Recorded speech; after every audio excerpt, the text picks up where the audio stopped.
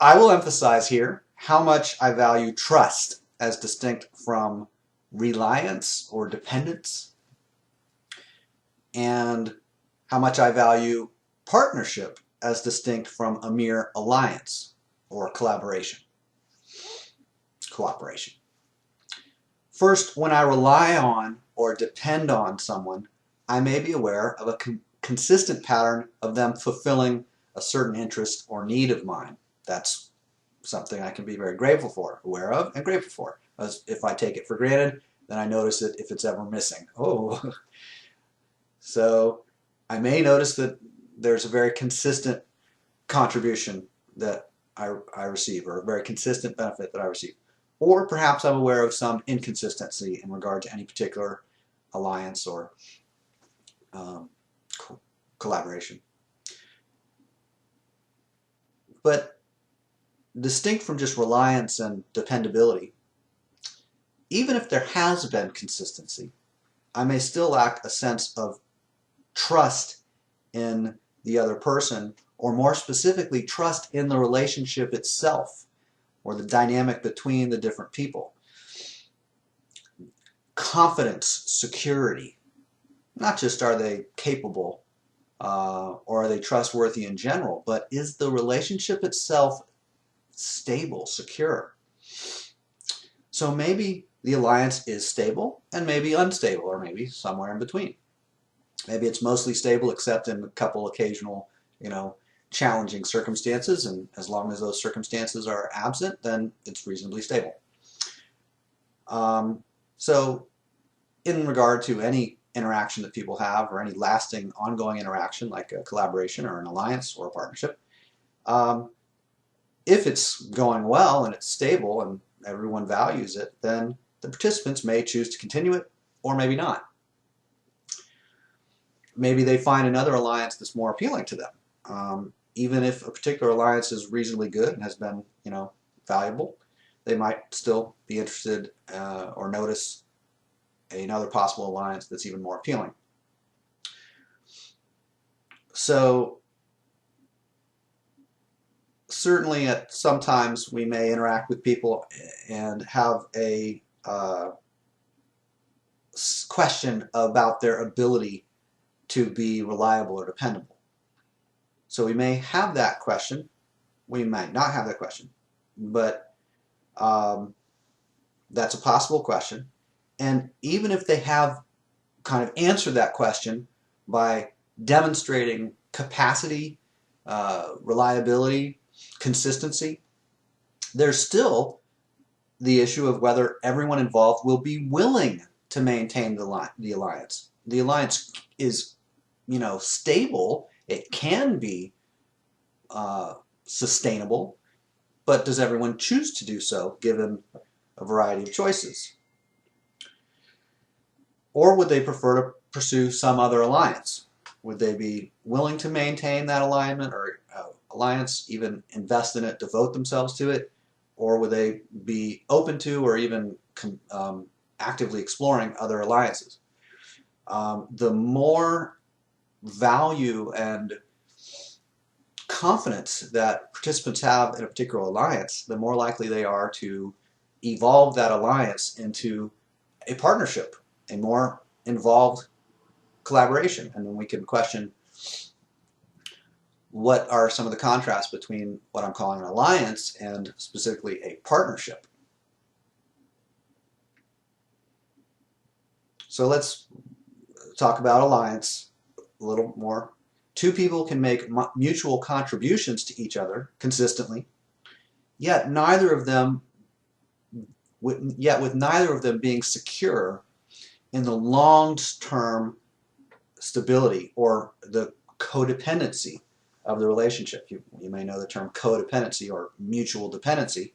Well, certainly mutual dependencies tend to keep people together. But sometimes a mutual dependency is like the least strong or solid of a bond or connection.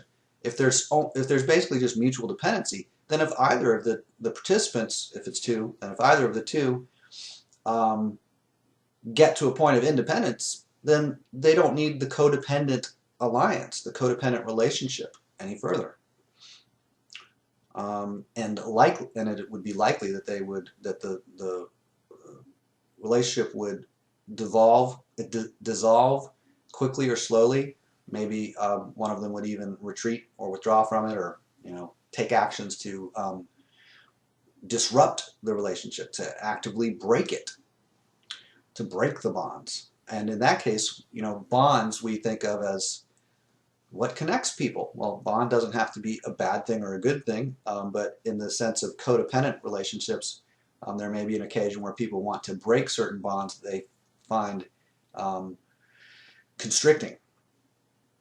So maybe those same bonds at some time were valuable, and then at a later time are no longer favorable.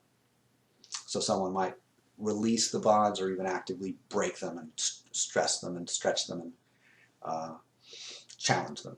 Maybe just to test them, but maybe to specifically break them. So in partnerships, there can be sustainability, there can be ongoing, I meant to say in alliances, there can be sustainability and ongoing interaction, but partnerships I'm counting as kind of a higher quality of interaction. In partnership, we value trust and respect and communication, which allows for the partnership to do what? To evolve over time, to adjust, to adapt smoothly, to promote the evolving interests of the partners, because over the course of months, years, decades, in some cases, people will have different interests and different needs. So partnerships can come to an end. Again, months, decades, however long they last is how long they last. But the effectiveness and efficiency that is possible in a high-quality partnership may be so appealing that people really put a lot into maintaining a partnership that they see as a high-quality partnership. So in a high-quality partnership, we would call it a high-quality partnership because of its effectiveness and efficiency and even its adaptiveness. And that effectiveness can be so distinctive that the partners are extremely devoted to preserving the high quality of that specific partnership, to preserving the effectiveness of that partnership. They're not just sustaining it to have a partnership. They're investing in it because of all possible choices they could have. That's the one that appeals to them most. That's very different from doing it out of routine or habit or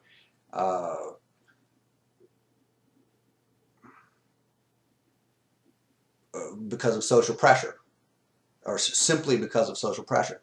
If of a variety of choices, and even if somebody's basically stable and secure and independent on their own, and then they have a variety of choices, they can select and assess which of these partnerships are the most valuable. Do I want 3 of them, just 1 of them, 6 of them, and not the other 22 or 29 million or whatever it is that are available? There's many partnerships available, and people will discern and discriminate and select, prioritize which partnerships to put time and energy into, and how to do that. It's an exploration, of course, but there is that process of analysis and choice as distinct from somebody who's locked in a codependent relationship. They probably have an interest in escaping at the same time as they have a bit of a conflict, because they do want to escape, but they also want to maintain the certain benefits that they derive from continuing that dynamic. So partnerships can have long-term interests and long-term expectations, like that they would last for a long time. They can evolve. An alliance typically has one particular kind of benefit that it targets, and as long as that benefit is a priority, then the alliance may last. unless there's another alliance that provides that benefit better. But in alliances, there typically would be no long-term interests, no long-term mutual interests, no expectations of, lasting alliance. It's just an alliance. It lasts until it's no longer needed. Okay. So it's more like an exchange arrangement between a buyer and a seller. They agree on a price, they either do the transaction or not, and that's it. Their alliance is basically one of them brought maybe some money and the other one brought a good or a service, and then they come together, make the exchange, and boom, their alliance is then over that fast. Or how about with a renter and a landlord? In that case, an alliance or a partnership or whatever, the legal collaboration, the contract of their agreement, their interaction may last for 12 months, it may last for 30 years, whatever period of time. And if it's like a 12-month lease, it might get renewed. And if either party chooses not to renew it, then there's no renewal. Then the contract comes to an end. And of course, when I say renewal, they can change the terms. They can renegotiate. Like with professional athletes, for instance, they might have a 2-year contract, and then after 2 years, they negotiate a new contract. And then after 5 years, they negotiate a new contract. And there's that ongoing thing of, someone could become a free agent, someone can renegotiate. Everything's always negotiable, even though there's a contract. We can always, like in the case of a lease, we can renegotiate the contract. For instance, if somebody has a 12-month lease and after 4 months they decide they want to get a longer lease, they can actually alter or amend their original lease. So the original arrangement is just the original arrangement. It can be renegotiated. So that was a little more commentary on rental agreements and so on that I plan to give, but there's no expectation of permanence. An alliance may be indefinite in its duration, but it may also have a specific 1 month or 12-month duration. So there's typically no sense of security in regard to how long the alliance might last. When we know we're coming up on a period of time to renew a contract, either we renew it or we don't. If we, in the case of a renter and a landlord, if the renter doesn't approach the landlord to renew a contract soon enough, the landlord may rent that dwelling to someone else, or that building to someone else. So if the reliance is reliable and expedient, meaning attractive at a particular circumstance and time, then the alliance may persist. If everybody wants to maintain it, then they maintain it. But there's no sense of, I don't know if obligation is the right word, but there's no sense of like a lasting commitment. There's no expectation that the alliance will continue indefinitely. It might continue indefinitely, but it might not. It's just an alliance. So there can be a constant concern, maybe insecurity and worry, maybe just an awareness, that there can be a dissolving of any alliance, such as when one participant seeks other allies, or perhaps reaches a level of personal stability such that they seek to operate without any alliances. In the case of my example of a renter, maybe at some point they say, I don't want to rent anymore. I'm now ready to buy a home or build a home or move to somewhere far off. So there's a variety of things that can change the initial context. Put it this way. The initial context in which an alliance is relevant can change. So that alliance may no longer be relevant. That kind of alliance, that specific alliance, may no longer be relevant.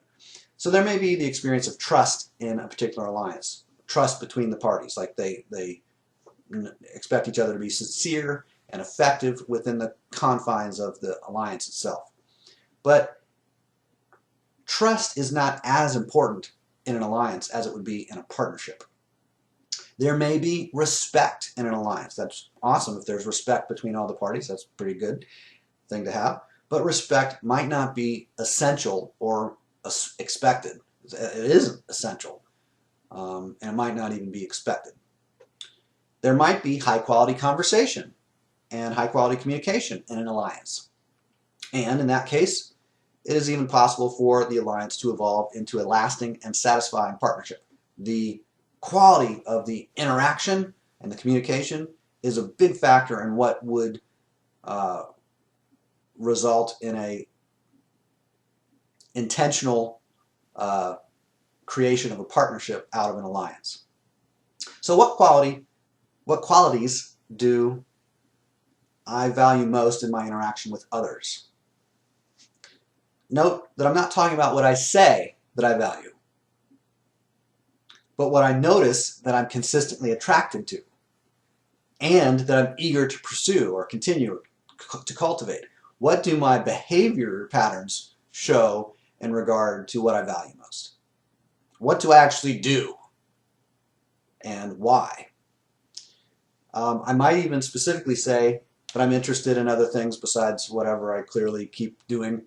And I may deny being interested in whatever I keep doing. However, if I consistently experience magnetism toward a particular type of interaction, and I consistently choose to give it a priority in my life, then what is that? Is that a clear sign? Yeah, that's a clear sign that I can observe. I observe that that's what I keep choosing. That's what I keep experiencing magnetism towards, which is why I keep choosing it, given no pressure to make a choice. If there's no pressure or even risk in making that choice, and I keep making that choice, that's a sign. So I can observe it, and anybody else that witnesses that pattern will also observe, yeah, that's something that the person values. So I make the comparison to tasting food for the first time. It's kind of like that. Until I taste a particular food, I don't know whether I like it or not. However, once I taste it, I may notice that I like how it tastes, and then every time, and then I keep ordering that food, keep buying that food, keep preparing that food, keep requesting it, keep talking about it. So whether or not I say I like it, it's like, did I clean my plate? If I did, that's a sign. If I keep serving more onto my plate, that's a sign of something.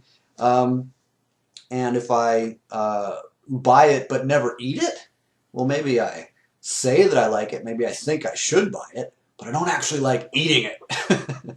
So those are some possible distinctions that are easy enough to observe. So when I value a particular experience for the first time, put it this way, when I have a particular experience for the first time that's distinct to me, when I experience a certain quality of interaction for the first time, then I may notice that I value it, that I find it attractive, that I find it delightful, that I find it intriguing, fascinating, a variety of different possibilities. I may notice that I repeatedly request it or invite it, or if other people offer that kind of quality of interaction to me, that I repeatedly agree to it. I acquire a taste for it.